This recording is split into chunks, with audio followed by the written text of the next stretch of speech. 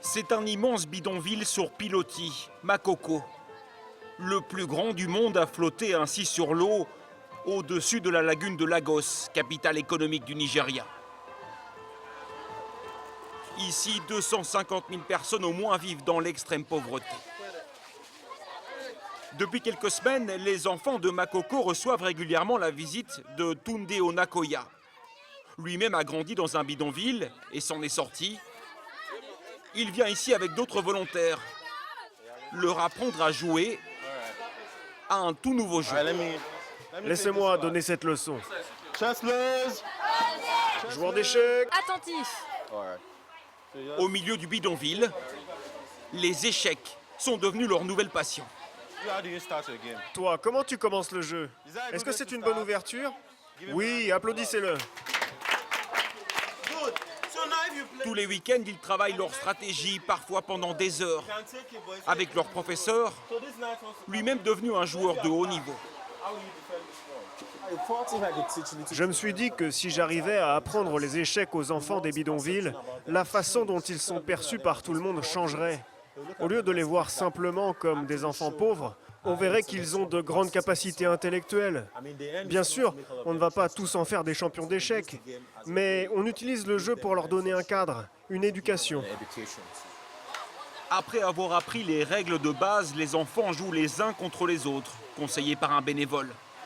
Cette jeune fille, Tinuola, a 15 ans. Et les échecs sont déjà en train de changer sa vie. Je n'avais jamais entendu parler des échecs avant que Tunde ne vienne ici. Ça me donne confiance en moi. Je me tiens devant beaucoup de gens et je joue avec toutes sortes de personnes. Ça peut transformer mes rêves en réalité. Alors, Tinuola continue à jouer. Et le mois dernier, elle a reçu une bonne nouvelle. L'adolescente avait dû renoncer à aller à l'école faute d'argent. Tous les jours, elle aidait sa mère à vendre des savons et des shampoings sur les canaux du bidonville. Mais aujourd'hui, elle peut ressortir ses cahiers. Via l'association qui organise les cours d'échecs, un donateur a décidé de payer sa scolarité. Tinuola recommence à rêver.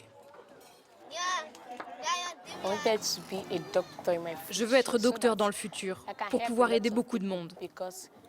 Parce que dans notre communauté, beaucoup de personnes meurent faute d'argent. Quand elles tombent malades, elles meurent car elles ne peuvent pas payer les soins. À Majidoun, un autre bidonville de Lagos, c'est jour de compétition. Donnez le meilleur, allez-y à fond. On va démarrer maintenant. Serrez-vous la main et c'est parti.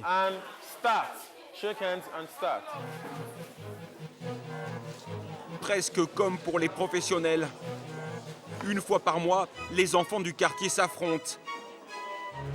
Avec à la clé quelques dizaines d'euros pour les meilleurs. Une somme importante ici.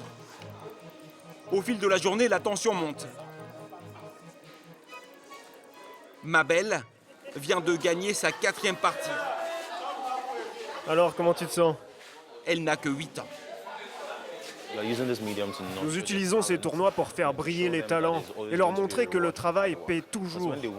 Quand ils gagnent, ils reçoivent des prix et avec cet argent, ils peuvent aider leur famille. Chez les plus grands, c'est Michael qui s'impose. Il a 15 ans. T'as gagné? Tu crois que tu peux me battre?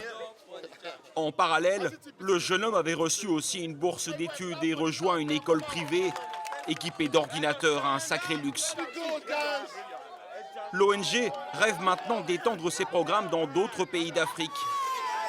Les échecs pour façonner une nouvelle génération de champions.